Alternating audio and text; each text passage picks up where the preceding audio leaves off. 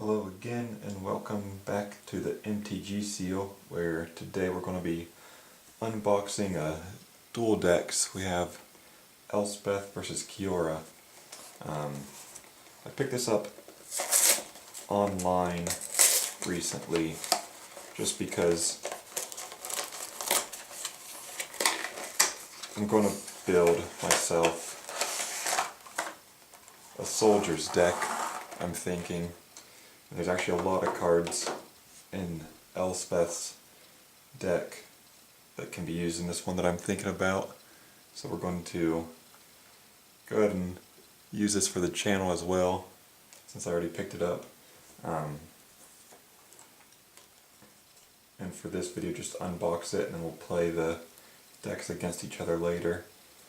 And then I'm going to disassemble these decks most likely and use the card pieces, because on their own I don't think they stand strong enough just to keep as decks. Usually these pre-packaged ones don't.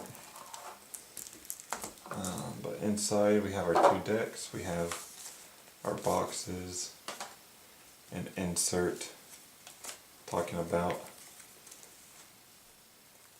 the two decks. I think this one is Kiora came to Theros looking for more power to help Zendikar, and Elspeth sees it as a threat and has to defend Theros.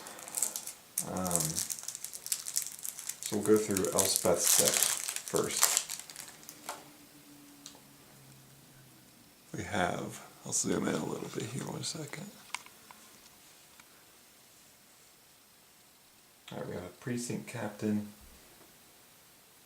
2 planes for a 2/2 first strike. Whenever it deals combat damage to a player, put a 1/1 white soldier creature token onto the battlefield. Gustcloak Savior,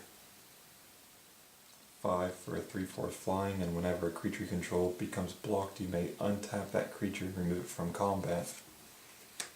Captain of the Watch, 6 mana for a 3/3 vigilance, human soldier.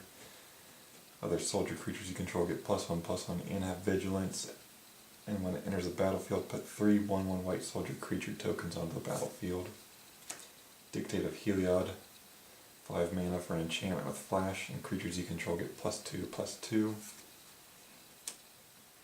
And Decree of Justice, XX 2 of anything, and then 2 planes. For sorcery, to put X 4/4 white angel creature tokens with flying onto the battlefield. You also have a cycling option. When you cycle it, you can pay X, where X is 1/1 white soldier creature tokens. I don't know. It seems like the cycling would be more beneficial than the actual card itself. So from here I'll just kind of go through them. I'll try to go slow, but I won't read them since those are the rares and these are commons, uncommons, and lands. Love of Runes, that's a great card actually. 1 mana for 1/1. Thought this was rare previously, but I guess it's uncommon. Maybe it's always been uncommon, I'm just misremembering. You can tap it to give target creature protection from a color of your choice till end of turn.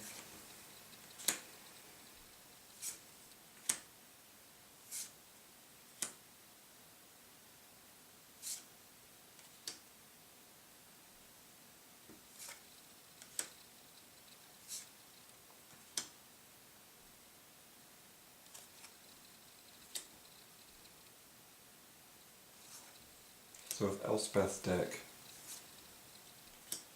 you're going to have a lot of small creatures, and then use things like Veteran Swordsmith, Veteran Armorsmith, Captain of the Watch to give them slight buffs. I don't know if you really want to go past mid-game with this deck, just because you can get a lot out, but you can get overpowered pretty easy. I mean, Kiora is going to have big monsters that will take out all your little ones pretty quick. And have 2 Secluded Steps, and then planes after that. But you have some kind of tricky maneuvers with gust cloaks to be able to untap your creatures and remove them from combat if you feel that that's necessary. I mean, even like this removal is 3 damage to target non-white creatures, so even your removals are for smaller creatures. I don't know if there's really much of an answer to big creatures that are going to be put on the battlefield, and a couple of soldier tokens. So yeah, that's Elspeth's deck. I just thought it'd be fun to pick up this sealed content and we can highlight it. It's a little bit older. I don't know exactly when it came out, if it came out with a Theros block, because these are 2 Planeswalker cards from the Theros block. So we'll go through Kiora's deck now. We have Scourge of Fleets, 7 mana for 6/6. When it enters the battlefield, return each creature your opponent controls with toughness X or less to its owner's hand, where X is the number of islands you control.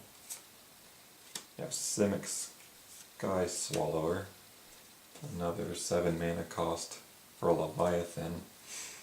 It has Flying and Trample and Shroud, which it can't be the target of spells or abilities. And it's 6/6. Inkwell Leviathan. Actually, this one's an artifact creature. Has Trample, Island Walk, and Shroud. This one's a 9 mana cost for 7/11. Whelming Wave is a 4 mana cost sorcery to return all creatures to their owner's hands except for Krakens, Leviathans, Octopuses, and Serpents. And Plasm Capture. Counter target spell at the beginning of your next pre-combat main phase.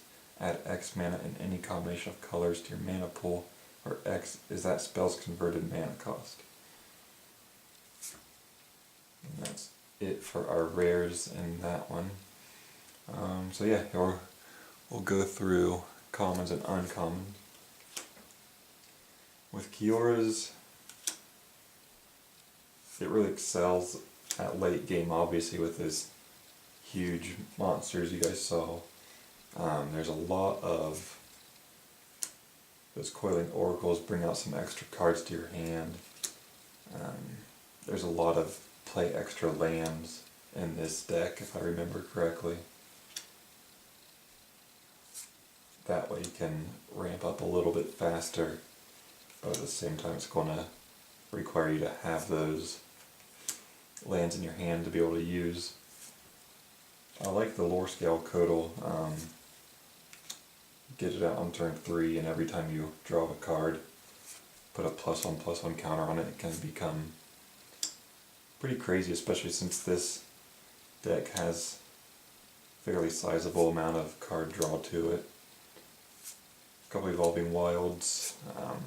Temple of False God has a cool card to have. You can add 2 mana to your mana pool, but you have to have 5 or more lands to do so. These are probably our basic lands now.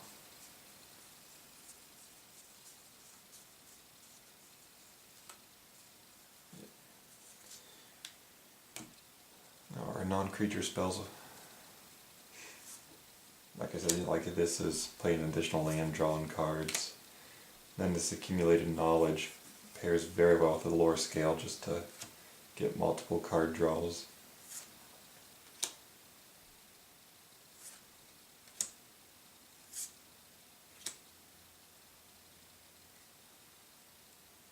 This is great because it's 4 mana for 2 lands that go straight to the battlefield. Either Eyes, I think this one's a good one as well. You can return all attacking creatures. It's a possible board wipe, but only for your opponent. And we have 2 Kraken tokens because Kiora's ultimate is you get an emblem at the beginning of your end step, put a 9/9 blue Kraken creature token onto the battlefield.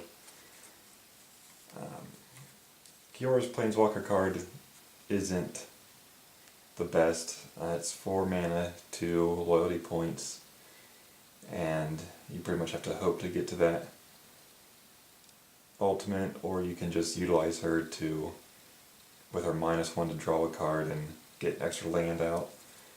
Elspeth's, I think the mana cost is a little high, but her +1 is to put 3 1/1 white soldier creature tokens on the battlefield, which is pretty insane. You can -3 to destroy all creatures with power 4 or greater, and then you can -7, get an emblem, creatures you control get +2/+2, and have flying. If you can make it to 7 with her deck, that flying will get you to pretty much end the game, probably that turn, just because you'll be able to attack with very little chance of being blocked, and you get that extra bonus. Yeah, hers is 6 mana with 4 loyalty, so you pretty much just want to fill your board with creature tokens and wipe out the big ones with her -3 ability. So yeah, those are the 2 decks. I'll get these sleeved up and we'll play a couple games with them, see how they match up against each other. So thanks again.